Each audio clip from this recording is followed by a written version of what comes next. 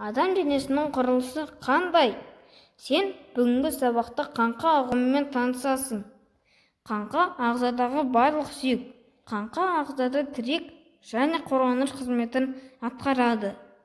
Қаңқаның сүйектері 6 топқа бөлінеді. Бірінші бас сүйек. Келесі қабырғалар. Содан соң қол сүйектері.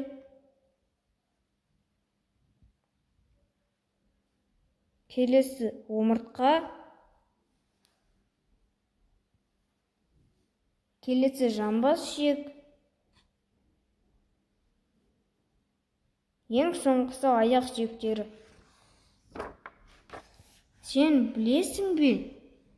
Нәрестенің қаңқасы 350 сүйектен, ал сенің қаңқаң 225 сүйектен тұрады.